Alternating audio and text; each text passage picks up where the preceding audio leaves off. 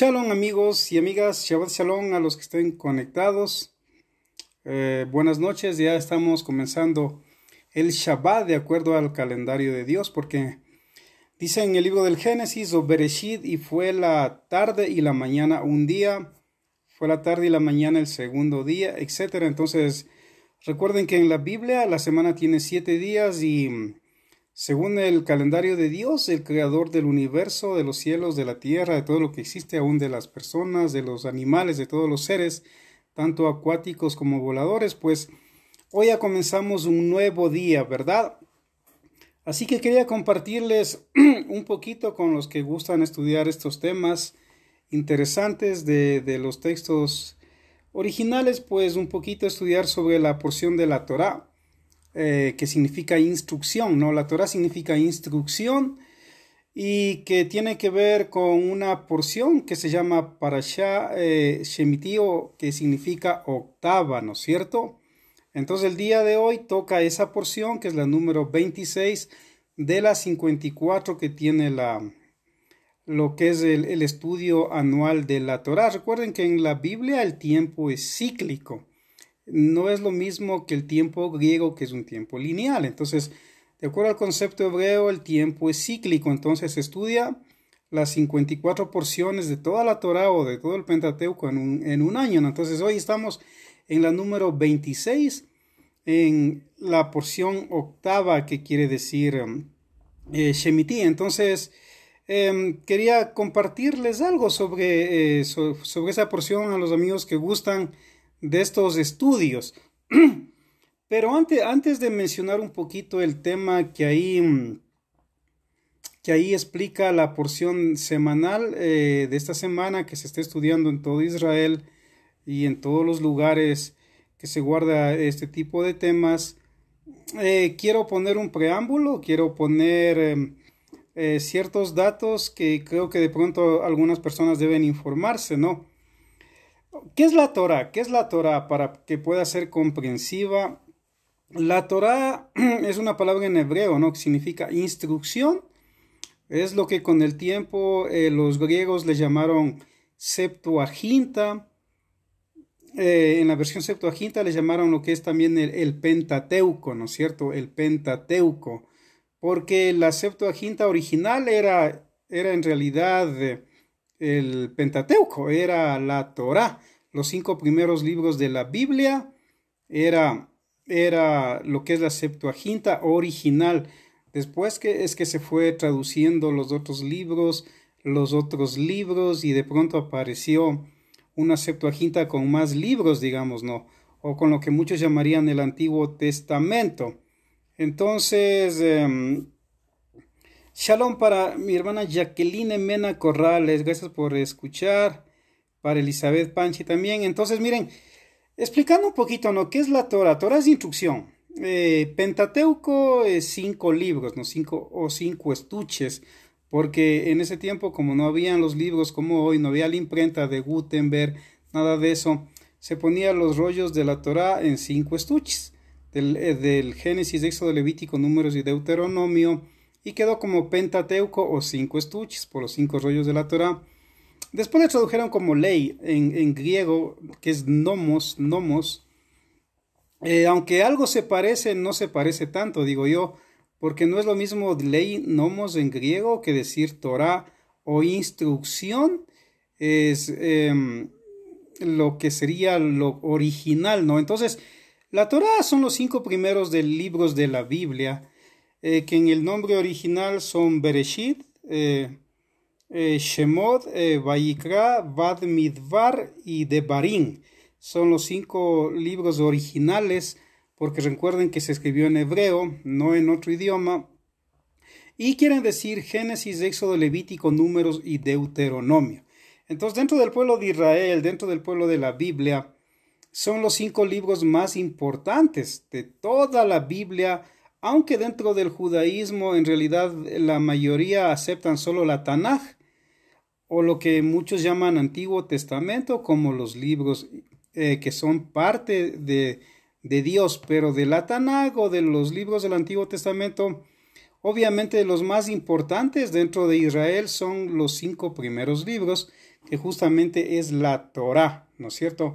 Ahora, dentro de la Biblia ya cristiana, digamos, también hay los 27 libros que se conocen como Nuevo Testamento, que viene del latín Novum Testamentum, que en el tiempo antiguo daba la idea de última voluntad, como cuando una persona iba a morir, iba a dejar su testamento o su última voluntad. Entonces, diatequeje kainé se dice en griego, Novum Testamento en latín, en castellano Nuevo Testamento. Entonces, de toda la Biblia, sin lugar a dudas, para muchos, lo más importante o la columna vertebral es la Torá. Entonces, cuando estudiamos estas porciones, que son 54 porciones al año, que se van dividiendo cada semana, obviamente hay que entender el por qué justamente en el año se estudia la Torá, ¿no es cierto? Entonces, la Torá tiene 613 mandamientos, los 611 mandamientos cuelgan de dos mandamientos principales, ¿no? Que es escuchar que solo hay un Dios y que hay que amar a Dios, y después el otro mandamiento que hay que amar al prójimo como a uno mismo. Entonces, los 611 mandamientos cuelgan de estos dos mandamientos. Entonces tenemos lo que es 613 mandamientos. Ahora, en la Torá hay mandamientos positivos y hay mandamientos negativos. Entonces, en la Torá, por ejemplo, hay 248 mandamientos que son dados de parte de Dios, que son positivos, que quiere decir harás, harás, harás. Y hay 365 mandamientos negativos que son no harás, no harás, no harás. Entonces, sumados los 248 mandamientos positivos, más los 365 mandamientos negativos, da un total de 613 mandamientos dentro de la Torá.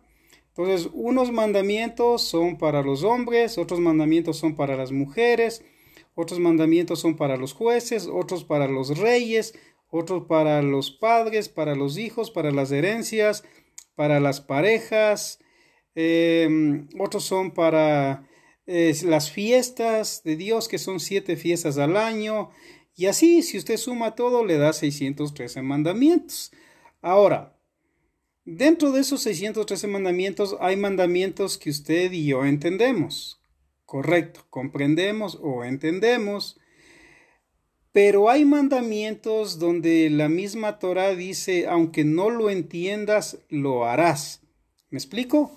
Entonces hay mandamientos hukim, que son mandamientos que la razón del hombre no entiende, justamente por su naturaleza caída, o porque a veces usa solo la razón para querer filtrar aún lo que no comprende, ¿no? Entonces Dios le dice, aunque no lo entiendas, harás lo que yo te estoy diciendo, ¿no? Entonces, quiero poner una base un poquito de esto para que me comprendan el tema de la porción de hoy, que en parte es la comida, qué es comida y qué no es comida según Dios, ¿no es cierto? Aunque muchos digan que es comida, Dios puede decir que eso no es comida, de acuerdo a su palabra. Entonces, dentro de los mandamientos inentendibles, hay algunos que el hombre no entiende, pero Dios le dice que debe obedecerle aunque su razón no comprenda. Por ejemplo, dentro de los mandamientos inentendibles había uno que ni el rey Salomón se dice que con toda la sabiduría que él tenía no pudo comprender, no pudo entender, por ejemplo, el sacrificio de la vaca roja o vaca alazana, donde Dios manda matar una vaca roja, una vaca alazana, para inaugurar el tabernáculo. Y aún para inaugurar el tercer templo tiene que haber una vaca alazana para que inaugure el tercer templo cuando lo hagan en Jerusalén. Entonces esta vaca roja era la única vaca o sacrificio que podía no purificarle a la persona que sacrificaba la vaca roja, si no lo volvía impuro. Había que enterrar 3 días su polvo, que después de ser quemada la vaca, etcétera. Entonces, y después al ser mezclada con agua, eso quitaba las impurezas. Medio raro ese sacrificio. Entonces Salomón no entendía, por ejemplo, ese era un mandamiento hukim inentendible. Entonces, en la Torá hay mandamientos así. También en la Torá hay pecados que son pecados por hierro, pecados por desconocimiento, donde había que llevar sacrificios, pero también hay pecados de muerte, donde Dios dice ese tipo de pecados no tiene perdón en mi sistema, en el tabernáculo, en el templo. Entonces va a encontrar que hay 36 pecados de muerte, entre ellos el adulterio, el asesinato, la idolatría, el comer sangre, etcétera, ¿no? Entonces todo ese tipo de cosas la encontramos en la Torá. Entonces, dentro de lo que el Eterno habla en la Torá, justamente como a Dios le interesa, qué es lo que el hombre debe comer, qué es lo que el hombre debe vestir. O sea, si uno pregunta, ¿no? ¿A Dios le interesa lo que comemos? Pues sí. ¿A Dios le interesa cómo vestimos? Pues sí, claro. ¿A Dios le interesa nuestra vida? Claro que sí, porque Él nos creó, ¿no? Shalom para Diego Javier. Sí, él me está preguntando aquí, dice un tema de la demonología que no se le escape de sus enseñanzas. Claro, algún ratito estudiamos sobre los demonios, los ángeles caídos, los nefileos. Shabbat Shalom para la hermana Rosita Villacrés también. Entonces miren, la porción de hoy seguramente que vamos a estudiar, la número 26 de la Torá, necesito un poquito este tipo de explicaciones porque es algo que es muy duro para el ser humano aceptar. ¿Qué es comida y qué no es comida? Entonces en Levítico 11 ya Dios al pueblo de Israel está diciendo qué es comida y qué no es comida. ¿Me explico? Entonces si usted va a la Torá, voy a ver si les leo un poquito. Yo tengo aquí la Torá. En el capítulo de Vaikra o Levítico, que es lo mismo, es el mismo libro, capítulo 11, Dios le va a decir al ser humano las leyes dietéticas, qué animales son prohibidos para comer y qué animales son permitidos. Entonces, si podemos definir qué es comida, según la Biblia, comida es lo que Dios dice que es comida. ¿Me explico? Entonces, Shabbat Shalom para Flor Yanes también, que nos está escuchando. Entonces, ¿qué es comida? Lo que Dios dice que es comida. ¿Me explico? ¿Por qué? Porque, por ejemplo, cuando usted va a comprar un aparato, viene con las instrucciones del que fabricó el celular, el televisor, el carro moderno, yo qué sé, y tiene que dejarse guiar en base al que construyó para que funcione lo que usted compra. Mucho más en este caso, Dios diseñó el cuerpo al ser humano y obviamente Dios le va a explicar qué es lo que es comida y qué es lo que no es comida en Levítico capítulo 11, que es un tema muy polémico para muchos, sobre todo en varios tipos de interpretación, que se asume que porque ya Cristo murió en la cruz uno puede comer lo que quiera, pero eso no es así. Entonces en Levítico 11 Dios va a dar las leyes dietéticas, qué es comida y qué no es comida. Entonces, Hashem le dijo a Moshe y a Aarón que les dijera a ellos, a los israelitas, díganles a los israelitas, estas son las criaturas que podrán comer de todos los animales que hay sobre la tierra. Entonces aquí Hashem comienza con la orden a Moisés y Aarón, díganles a los israelitas qué animales pueden comer de los que están en la tierra. Entonces miren cómo comienza el orden. No comienza con las aves o con los seres del mar, comienza directamente con los que están más cercanos al hombre, que son los animales terrestres. Y dice, por ejemplo, todo aquel que es de pezuña hendida, completamente separada en dos pezuñas, y que rumia, aquel animal podrán comer, pero no deben comer los siguientes animales, aunque sean rumiantes o tengan la pezuña hendida, como el camello, pues si bien es rumiante, el camello no tiene la pezuña dividida, es impuro para ustedes. Miren, este es un concepto tameno, o sea, lo que es puro, lo que es impuro. Entonces, si bien es cierto el camello, dice Dios, dice, no, es rumiante, pero no tiene la otra característica que Dios exige para que sea comida, que tenga la pezuña hendida. Dice el shafán, que es el conejo, en hebreo shafán, el conejo, yo no sé cuántos de ustedes han comido conejo, Dios lo prohíbe, dice, pues sí, bien el conejo es rumiante, no tiene la pezuña hendida. Entonces miren lo que Dios dice, no, de los animales del campo, para que sea comida un animal tiene que tener dos requisitos. Primero, que rumie. Y segundo, que tenga pezuña hendida. Si no tiene las dos características, esos animales no son comida. Aunque el mejor chef del mundo diga que es comida. Entonces, ¿a quién le cree usted? ¿A Dios o al mejor chef del mundo? ¿No es cierto? O a lo que le guste a su paladar.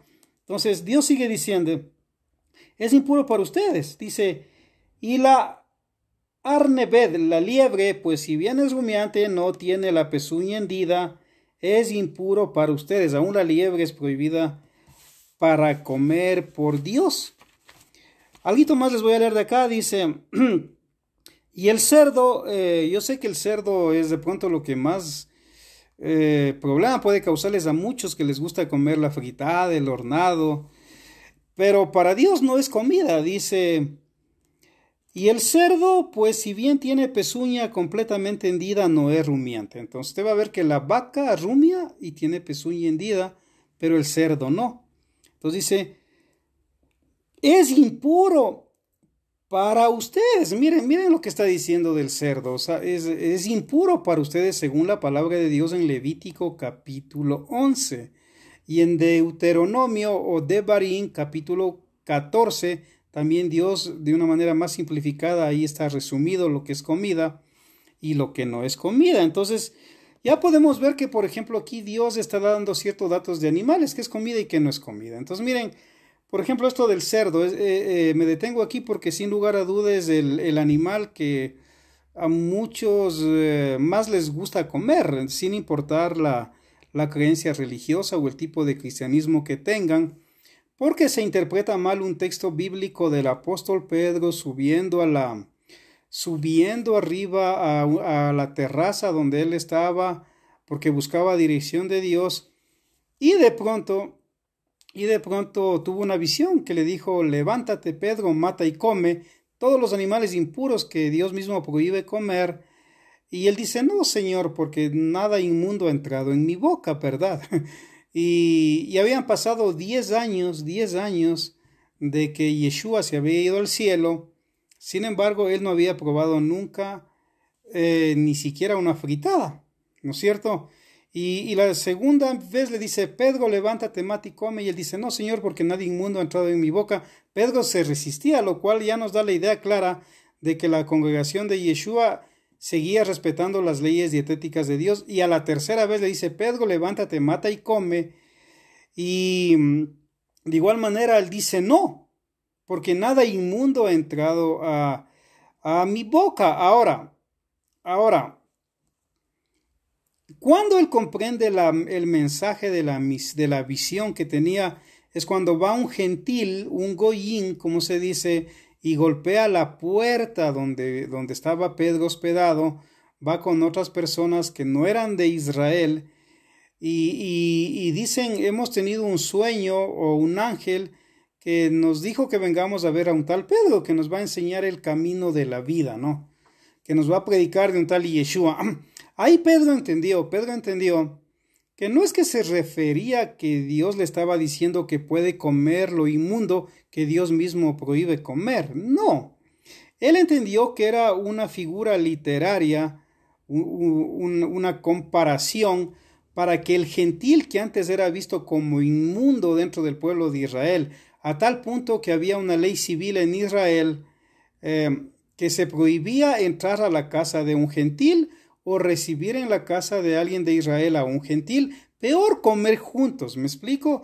Entonces, si alguien de Israel era invitado a la casa de un gentil, la halajá judía de la época prohibía entrar, era ley civil, no podía entrar a comer. ¿Por qué? Porque justamente si alguien de Israel entraba a la casa de un gentil o de un pagano, el pagano le iba a dar de pronto una fritada o le iba a dar cerdo o una liebre o le iba a dar un camarón, yo qué sé, lo que Dios dice que no es comida, o un cangrejo. Entonces Dios, para evitar eso, primero ya les dio las indicaciones de qué deben comer. Y segundo, la halajá judía prohibía la ley civil entrar a cualquier casa de un gentil. Entonces ahí Pedro entiende que no es que Dios se está refiriendo que puede comer lo que él mismo prohíbe, no, sino que en la comparación de la visión le hace ver es que ahora las buenas noticias de Dios para los otros pueblos que no le conocen, que son vistos como inmundos porque comen lo prohibido, tienen idolatría, guardaban otros días que no era el Shabbat, etcétera, adoraban al sol. Ahora ese mensaje a través de Yeshua también podía llegar a ellos, y él fue y les predicó, y la casa de Cornelio y muchos se convirtieron al Dios de Israel. Esa es la idea, ¿no es cierto? Incluso usted va a ver que lo inmundo atrae a lo inmundo. Por ejemplo, no es que el cerdo sea malo, porque Dios lo creó el cerdo para una misión, que es limpiar lo sucio del campo. Es como al camarón, Dios lo creó para limpiar lo sucio de las profundidades del mar. Al cangrejo para limpiar lo sucio de las orillas del mar. Son aspiradoras prácticamente para tener limpio esas partes. Entonces usted puede ver que esa es la función que cree que Dios les dio a ellos. Sin embargo, aún van a ver ustedes que cuando Yeshua va donde una persona que estaba posesionada, y estaba posesionado por una legión de demonios, que eran muchos demonios, y los demonios le dicen, le ruegan a Yeshua que les deje ir a los cerdos. Entonces miren qué interesante, los demonios no pidieron ir a las vacas o a los corderos, sino a los cerdos. ¿Por qué? Porque lo inmundo atrae lo inmundo. Por eso lo más parecido se dice a la santidad es la limpieza. O sea, una persona que sea limpia, aseada, en algo se parece a la santidad, como un comentario, ¿no? Entonces Dios le dice aquí, ¿no?, que ese tipo de animales del campo, si no tienen pezuña y no rumian, si no tienen las dos características, no son comida. Aunque al hombre le guste, al paladar del hombre le guste, eso está prohibido por Dios. Y sigue diciendo, de los peces que están en el agua, estos podrán comer, los que tengan aletas y escamas, ya sean de mar o de río, estos podrán comer. Miren cómo Dios simplifica el asunto, ¿no? Ahora va con los seres del mar. Entonces dice, de los seres del mar, ¿qué es comida? De lo que yo creé, dice Dios para ustedes, ¿qué es comida? Tienen que tener dos características. Entonces, de los seres del mar, si tiene aletas y escamas, es comida, según Levítico capítulo 11 y según Números capítulo 14. Entonces, Dios dice, si no tiene aletas, no es comida. Si no tiene escamas, aunque tenga aletas, no es comida. ¿Me explico? Si tiene aletas y escamas, es comida. Entonces, aquí ya la palabra de Dios nos está diciendo, aún de los animales del mar y de agua dulce, qué se puede comer y qué no se puede comer. Y sigue diciendo acá, pero los seres que habitan en mares o ríos, ya sean sumamente pequeños o grandes, que no tengan aletas y escamas, son abominación para ustedes. Les repito, dice, si no tiene aletas y escamas, esos seres son abominación para ustedes. Y seguirán siendo abominación para ustedes. Dice, no coman de la carne de ellos y detesten sus cuerpos muertos. Todo animal acuático que no tiene aletas y escamas es abominación para ustedes. Entonces miren, por ejemplo, si usted va al camarón, ¿tiene aletas, tiene escamas el camarón? ¿El cangrejo tiene aletas, tiene escamas? ¿La concha? Entonces, ya usted puede guiarse, ¿no? Entonces, ¿qué es comida de acuerdo a Dios y qué no es comida de acuerdo a Dios, que Él creó los mares, los ríos y los seres ahí para nuestra alimentación?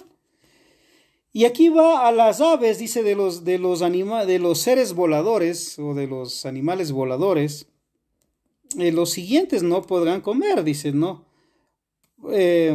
porque son abominación, dice. El águila para Dios no es comida. El pérez, que es el buitre, el Osnia, que es el Pirgadgo, el Da, que es el Milano, y sus subespecies.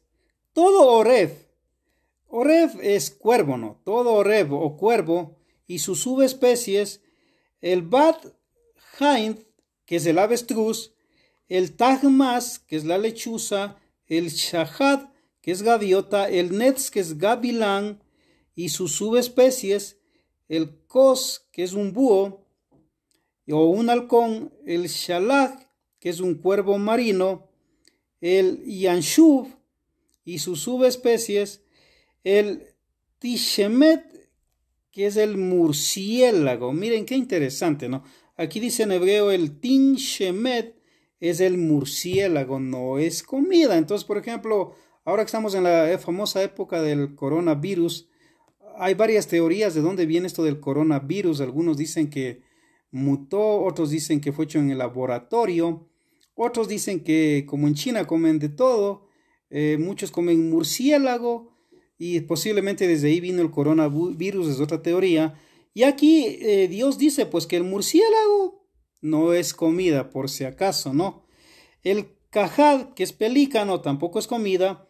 El rajam, que es la urraca, no es comida. El hasidá, que es cigüeña, no es comida. El anafá, que es la garza, tampoco es comida, y sus subespecies. El dujifad, que dice que es una especie de abubilia, tampoco es comida. El atalev, que ya les mencioné rato, que es el murciélago o similar al murciélago. Y todo insecto volador de 4 patas, miren lo que dice, todo insecto volador de 4 patas es abominación para ustedes. Entonces miren lo que está diciendo, ¿no? Que el que coma un animal que no tenga pezuña y que no rumie, las dos características, eso es abominación de los animales del campo. Que de los seres del agua, si no tienen aletas y escamas, igual es abominación.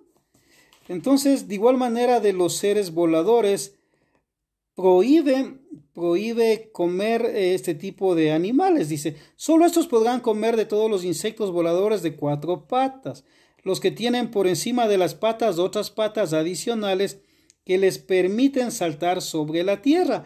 De esos podrán comer los siguientes. Por ejemplo, el arbé, que es la langosta a propósito, pero no es la langosta del mar, por si acaso, no. Es la langosta que, digamos, se da en la tierra. Y su subespecie, el solam, que es una langosta amarilla, y su subespecie, el jargol, que es una langosta gris, y su subespecie, y el jagad, que es una langosta blanca, y su subespecie. ¿No es cierto? Entonces, todo insecto volador que tenga 4 patas es abominación para ustedes. Pero siempre y cuando usted, entre estos insectos que son medios difíciles de distinguir cuáles son para comer y cuáles no son, si usted duda y no sabe o no conoce bien, mejor evítelos comer porque puede confundirse, ¿no es cierto? Ahora, otro dato interesante, ¿no? Que de acuerdo a su origen, al origen de Dios, de los animales, de los seres de voladores, de los seres del mar, dice que se clasifican en 4 grandes grupos. Según la Torá, según la Biblia, se clasifican en 4 grandes grupos. El primero, los que fueron creados de la tierra. Entonces, hay animales o seres creados de la tierra, primero. Segundo, los que fueron creados del agua. Tercero, los que fueron creados del cielo. Y cuarto, los que fueron creados del fuego. Estos últimos están mencionados en el versículo 29 como el sap y sus subespecies. El sap puede ser el hurón, el sapo, la tortuga o la serpiente. Si se calienta un horno durante 7 años, día y noche emerge del mismo una especie de serpiente venenosa similar a la salamandra. Y si se la dejase sin fuego por tan solo un instante, moriría, tal como muere un pez ante la falta del agua. Entonces aquí vemos cómo Hashem dotó de estas características kosher a este cierto tipo de animales para saber qué es comida y qué no es comida. Ahora la palabra kosher en hebreo obviamente quiere decir apto, que está puro, como para que el ser humano pueda comer.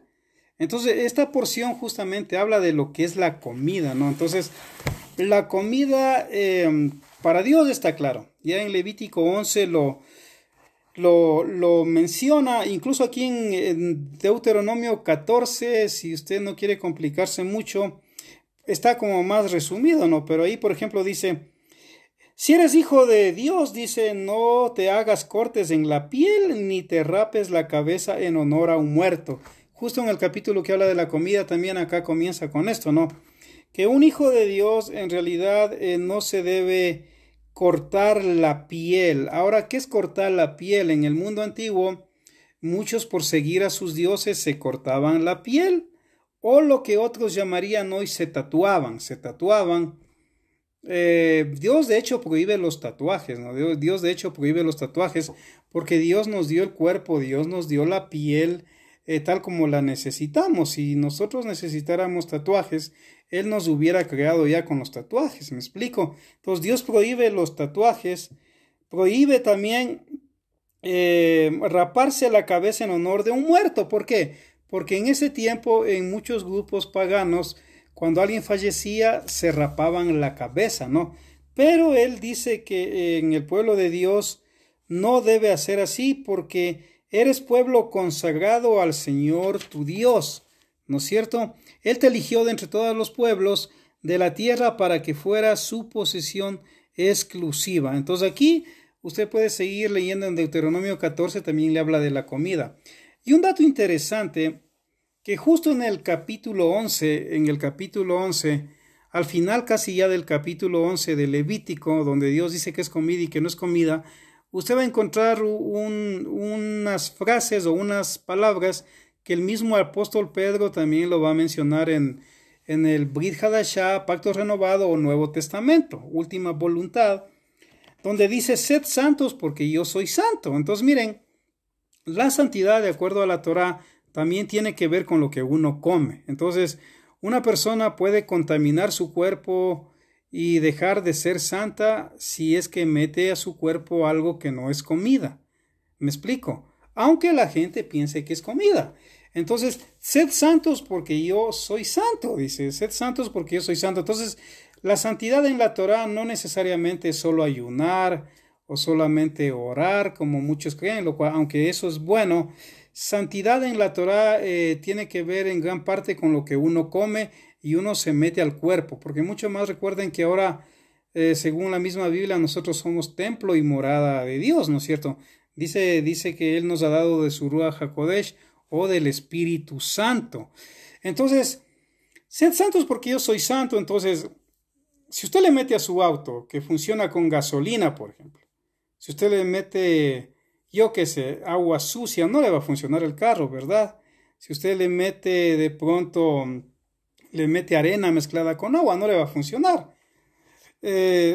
Somos lo que comemos, según la Biblia somos lo que comemos. Entonces, si nosotros Dios nos ha dado un cuerpo que es impresionante, como dice el rey David, que es tan impresionante el cuerpo humano que él hasta llegó a decir que tenía miedo de ver la grandeza que Dios había hecho en el cuerpo. Entonces, usted obviamente a su cuerpo no se va a meter lo que Dios le está prohibiendo que se meta. Entonces, una persona que transgrede la palabra de Dios, comiendo lo que no es comida, porque le gusta, obviamente está faltando a Dios y está faltándole a la santidad de su cuerpo. Miren, sabemos que según la misma ciencia, ahora que estamos ya en la era de la internet, es más fácil investigar. Está comprobado que, por ejemplo, muchos de estos animales que son prohibidos, de hecho, causan muchas enfermedades y muchas muertes en el mundo cada año, como por ejemplo la triquina o lo que se conoce como la triquinosis, que viene a través del cerdo. ¿Por qué? Porque el cerdo, aunque muchos dicen que ya cocinan bien el cerdo o ya los crían bien, sin embargo los estudios han demostrado que la triquina es bien difícil que muera y que generalmente a la triquina le gusta ir avanzando en el cuerpo humano hasta el cerebro y comerse el cerebro. Entonces mucha gente tiene esa idea errada que piensa que si ora ya en el nombre de Jesús, si hay triquina o algo malo en el cerdo ya se va a morir, y no es así. Yo he conocido amigos, hasta conocí a un pastor, un muy buen pastor, que en paz descanse, que tenía triquina, porque él gustaba mucho de la fritada, ¿no? Entonces, hay que entenderle bien a la Biblia. Cuando Dios dice que por su palabra son santificados los alimentos, en una buena hermenéutica, en una buena interpretación, lo que está diciendo es que ya cuando Dios habló que es comida y que no es comida, ya los alimentos fueron santificados. ¿Me explico? Porque a veces uno piensa que cuando uno ora, ahí es que la oración santifica el alimento. No es tan así, porque es una buena hermenéutica lo que dice es que por la oración, por la palabra de Dios son santificados los alimentos. Entonces, cuando Dios dijo, esto es comida, los animales que rumian y tienen pezuña hendida fueron santificados ya. Cuando dijo, esto es comida de los seres del mar que tienen aletas y escamas, ya fueron santificados. Es una persona que come lo que Dios dice que come, y esa comida está santificada. Lo que Dios nos manda es agradecer por la comida, que es otra cosa. ¿Me explico? Agradecer por la comida. ¿Por qué? Hay un mandamiento en la Torá, dentro de los 613 mandamientos, que dice Dios, comerás, te saciarás y agradecerás, ¿no es cierto? Comerás, te saciarás y agradecerás. Ese es el orden según la Torá. Entonces la persona primero debe comer, debe saciarse y después agradecer. Pero obviamente comiendo lo que Dios permite que es comida, ¿no es cierto? Porque Dios es un padre amoroso, así como un padre humano da a los bebés. No le va a dar a un bebé que necesita leche, carne, pues, ¿no es cierto? No le va a dar una piedra. Entonces, obviamente Dios mucho más, que es nuestro Padre creador. Entonces, hay que entenderle bien a la Biblia. Entonces, cuando la persona, por ejemplo, ora antes de comer, ¿no? Bueno, de hecho muchos tienen hoy la costumbre de orar antes de comer, y eso está bien, ¿no? Pero en realidad eso era un mandamiento rabínico en la época de Yeshua. En la época de Yeshua, como a veces habían personas que se olvidaban de orar después de comer, salió una takanot. Una takanot es un mandamiento rabínico, donde se permitía que incluso agradezcan a Dios antes de comer, porque era preferible que agradezcan a Dios antes y que no después se olviden. Pero en la Torá, en realidad, el mandamiento dice, comerás, te saciarás y agradecerás. Ahora, cuando Yeshua oró por los 2 panes y los 5 peces, hay que entender que Él lo está haciendo es para que se dé un milagro, de que con 2 panes y 5 peces se pueda dar de comer a 5,000 hombres, más las mujeres y los niños. Posiblemente habían 10,000 a 12,000 hombres que saciaron su comida con 2 peces y 5 panes. ¿Pero por qué? Porque Yeshua pide que el Padre multiplique la comida. Entonces, cuando Yeshua, Él está orando ahí, Él está pidiendo es un milagro para que Dios pueda multiplicar, ¿no es cierto?, la comida para la gente. Entonces, en la Biblia vamos a encontrar muchos pasajes que nos hablan justamente de la comida. Entonces, de igual manera, el agua, por ejemplo, la leche, el vino, son 3 líquidos, por decirlo así, que son muy importantes en la Torá. Por ejemplo, el agua es muy importante, aún los ritos de purificaciones que Dios manda hacer. Si un ser humano tocaba un cadáver de un ser humano o de un animal, estaba inmundo y tenía que purificarse, si no, no podía entrar a su casa o ir a algún pueblo o algún lugar. Entonces, Dios también en otros versículos bíblicos va a decir que si un animal ha sufrido, porque sufrió algún accidente, no debes matarlo y comerlo, porque esa carne, dice la Biblia, ya está contaminada por lo que usted y yo llamaríamos hoy el estrés, el sufrimiento del animal. Ya no es kosher, ya no es apto para ser consumida. Entonces, Dios en la Biblia dice que si un animal sufrió algún accidente y sufrió media hora, 1 hora, 2 horas, y usted dice, bueno, para no perder a la vaca, pues que se ha caído, voy a comerla con mi familia o a vender la carne, pues Dios lo prohíbe. Dios lo prohíbe porque esa carne más le haría daño a usted y a las personas a las que usted le dé o le venda la carne. ¿Por qué? Porque el estrés va a hacer que ese animal se contamine completamente. Incluso Dios en la Biblia manda que cuando los de los animales permitidos del campo que tienen pezuña hendida y rumian, que son los que Dios permite comer. Recuerde esto, de los animales del campo que tengan pezuña hendida y rumien, como la vaca, el toro, que sí tienen las dos características, o el cordero. Pero el cerdo, aunque a muchos les guste, no es comida para Dios, porque aunque tiene la pezuña hendida, no rumia.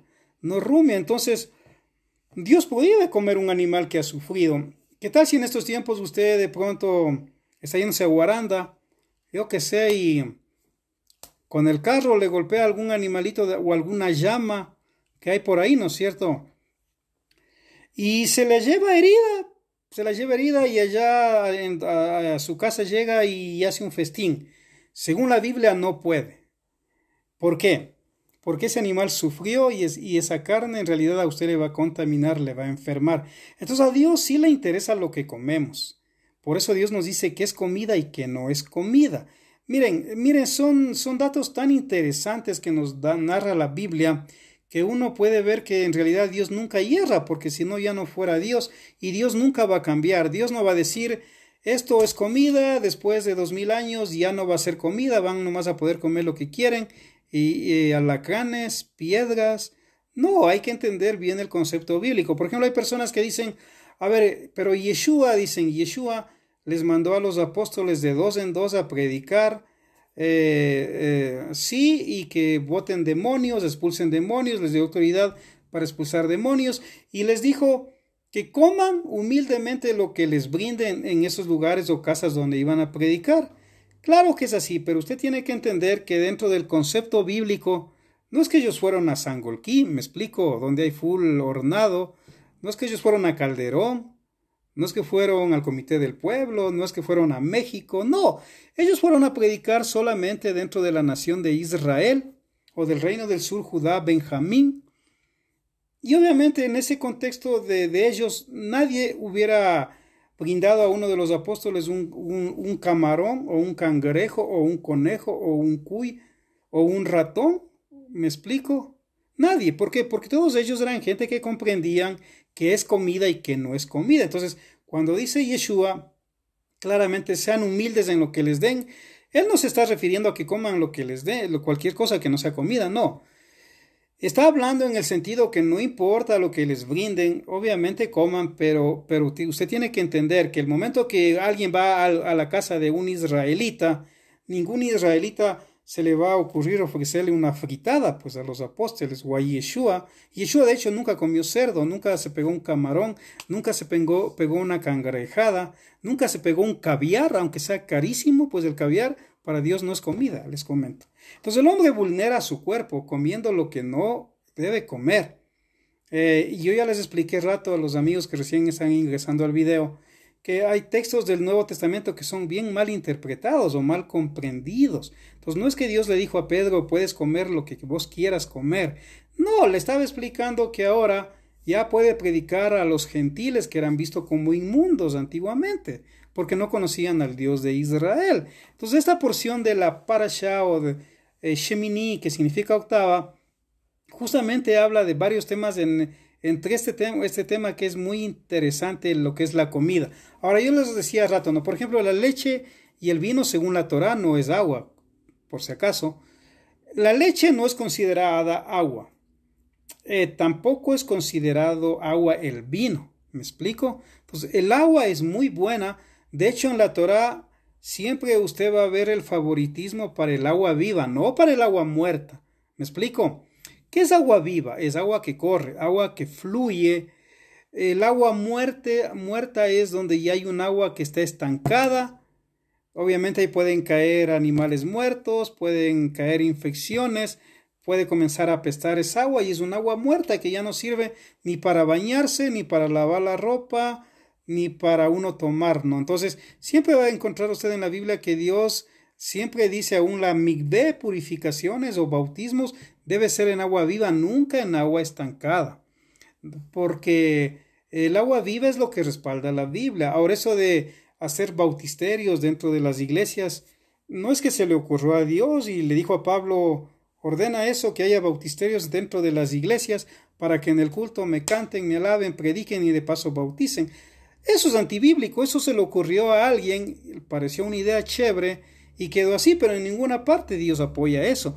El bautismo en la Biblia es en agua viva, agua que corre, porque tiene que ver con que la persona entra inmundo y sale purificado en el nombre de Yeshua, y esa agua, esa suciedad, por decirlo así, simbólicamente, se lo llevan los mares, los ríos, etc. De igual manera usted va a ver que ya en muchos países se está prohibiendo, por ejemplo, el agua de botella, ¿no? Yo sé que a muchos les gusta el agua de botella, y está bien, cada quien es libre en la democracia de tomar lo que quiera tomar, pero ya muchos países están prohibiendo eso. ¿Por qué? Porque aparte de que el plástico es cancerígeno, puede producir 50 tipos de cáncer.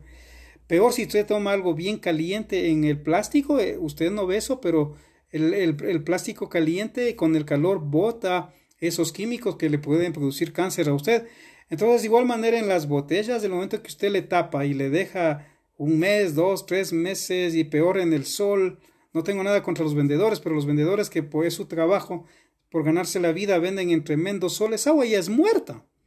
Ya es un agua que no le va a producir beneficio a usted. Al contrario, le va a ser contrario a lo que usted necesita. Entonces siempre Dios prefiere lo vivo, no lo muerto. Agua viva. De igual manera el vino, por ejemplo, miren, en el caso del vino, usted ve que las uvas, si usted no las toca las uvas, si no las lastima, ya las lleva a su casa, con el tiempo van a hacerse pasas. Pasitas o viejitas, pero hablo en el buen sentido.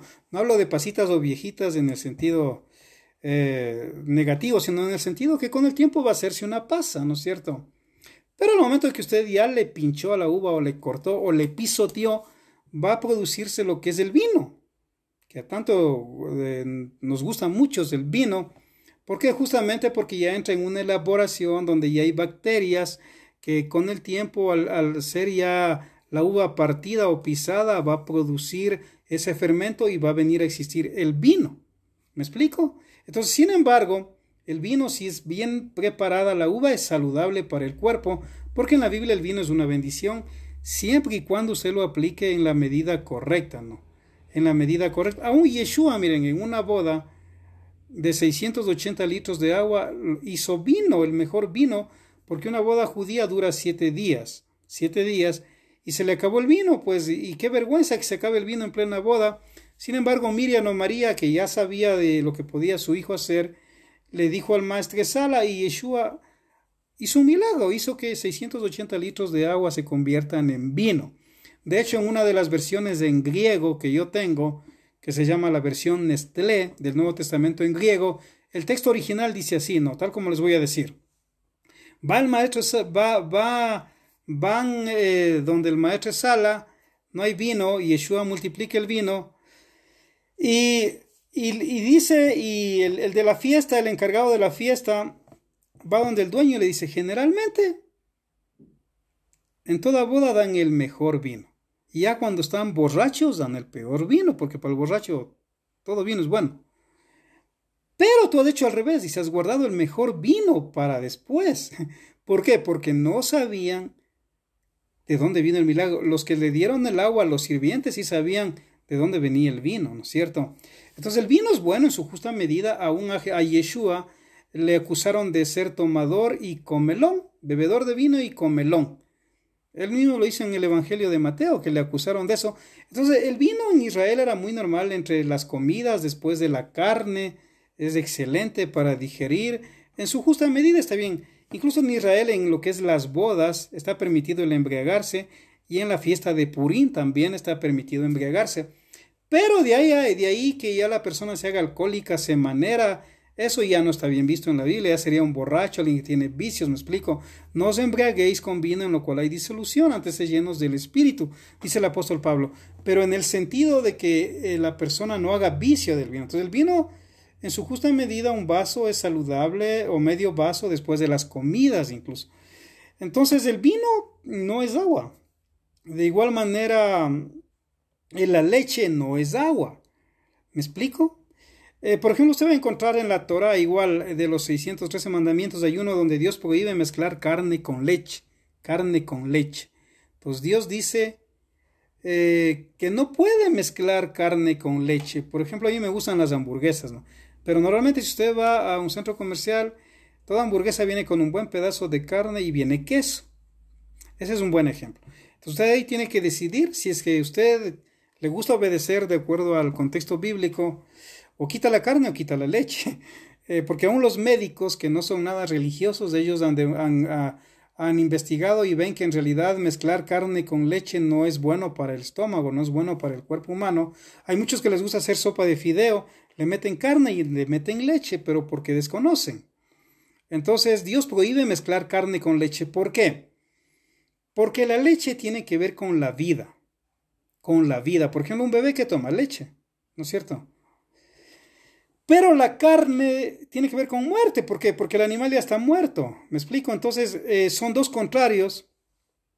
El momento que usted mezcla leche, que es vida, con carne, que ya está muerta, eso según la Torá, según la Biblia, ya le produce algo que no es bueno para el cuerpo humano y justamente Dios lo prohíbe.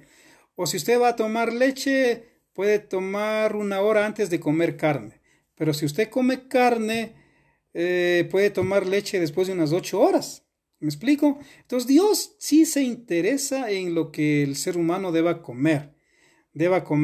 Incluso le dice al hombre que vista como hombre, la mujer como mujer. Dios al hombre le da barba. Por ejemplo, miren, en estos tiempos que estamos de cuarentena, yo me he dejado crecer la barba. Porque incluso aquí en Quito está lloviendo y hasta afeitarse en el frío como que no. ¿No es cierto? Es como a Mario Alberto Kempes, a propósito de los que les gusta el fútbol. En 1978, ¿no? Yo era niño, un gran futbolista argentino, ganaron el Mundial. Y le preguntaron ya cuando él era viejo que por qué le gustaba tener la barba cuando jugaba en Argentina. Y él dijo que era solo por el frío, porque en la ciudad donde estaban hacía un tremendo frío. Entonces miren, sin embargo en la Biblia, ¿a qué iba con esto? Aunque nos sorprenda, Dios al pueblo de Israel le prohibió que los hombres se afeiten. Porque Dios le dio al hombre barba, a la mujer no le dio barba, ¿me explico? Entonces, eso de la palabra bárbaros o barbados, ¿de dónde viene? De los griegos y los romanos. Los griegos, los egipcios, los griegos y los romanos tenían mucho culto al cuerpo.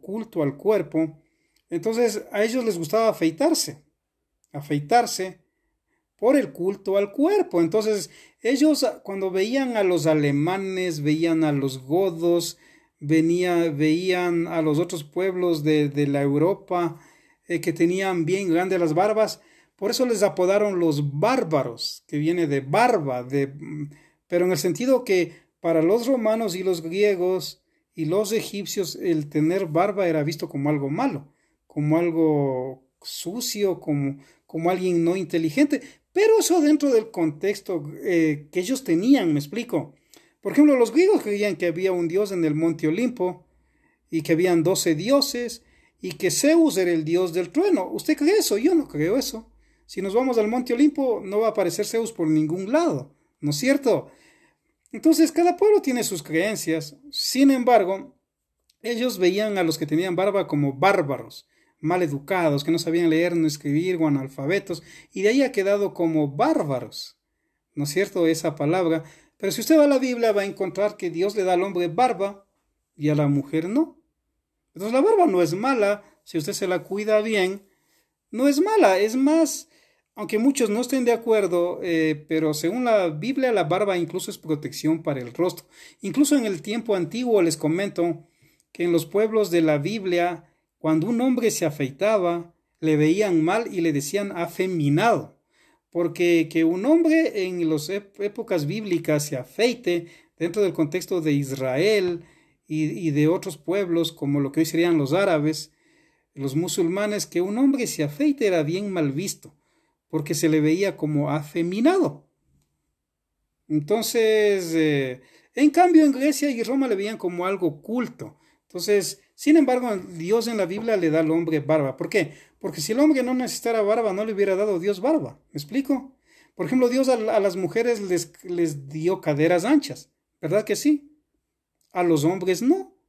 Porque las mujeres necesitan caderas anchas no solo para atraer al hombre que quieren conquistar, sino porque van a tener hijos. y esa parte tiene que ser ancha. Al hombre no le da caderas anchas, pero le da hombros anchos. ¿Me explico? ¿Por qué? Porque el hombre es el que va a tener que trabajar, salir al campo, levantar cosas pesadas. Entonces la mujer no tiene hombros anchos, el hombre tiene hombros anchos. ¿Me explico? ¿Por qué? Porque justamente Dios al hombre le da lo que el hombre necesita y a la mujer lo que la mujer necesita. Entonces, Dios por naturaleza al hombre ya le da lo que necesita y a la mujer también. La mujer también. Entonces, el hombre a veces violenta su cuerpo o la mujer violenta su cuerpo queriendo hacerse lo que no es. Shalom para Adriana Manso también que me está escuchando. Gracias por escucharme, Adriana. Entonces miren, el hombre a veces violenta con su cuerpo y lo digo con todo respeto, ¿no? O sea, el que tiene cabello negro, ya regresó al internet. Entonces, el que tiene el cabello negro quiere hacerse el pelo amarillo. El que tiene el pelo amarillo quiere hacerse el cabello negro. Ya Dios le da el cuerpo como es, quieren operarse, yo qué sé. Entonces, en realidad, es violentar la santidad que Dios le da al cuerpo. ¿Me explico? Entonces, para concluir este estudio que tiene que ver con la porción semanal, miren, sí es importante recordar esto. A Dios sí le interesa lo que comemos. ¿Y qué es comida? Lo que Dios dice que es comida. ¿A Dios le importa lo que vestimos? Pues a Dios le importa lo que vestimos. A Dios le interesa que el hombre actúe como hombre, la mujer actúe como mujer, que seamos útiles en la sociedad, que seamos personas que nos dejemos llevar por el buen sentido común, porque la misma Biblia también nos dice que la misma naturaleza nos enseña lo que es correcto y lo que es incorrecto, ¿no es cierto? Entonces, si nos dejamos guiar de ese tipo de cosas, vamos a ver que vamos a mejorar mucho en nuestra vida. Vamos a ver que incluso el planeta, como ahorita, miren, el planeta es impresionante cómo está restableciéndose en muchas áreas. Estamos nosotros encerrados, pero el planeta está mejorando mucho. Ya no hay tanta contaminación, ya hay más aire puro. La capa de ozono dicen que está volviendo a restablecerse en un 30% de lo que era hace algunas décadas atrás. Entonces podemos darnos cuenta que nosotros los seres humanos somos los que estamos mal cuando desobedecemos a Dios. Entonces esos mis queridos amigos y amigas que han escuchado este tema, gracias por escuchar y si el Eterno lo permite, pues nos comunicaremos o más noche o tal vez mañana para estudiar un poco más. A los que les gusta estudiar este estilo de estudio al estilo del siglo I. Shalom.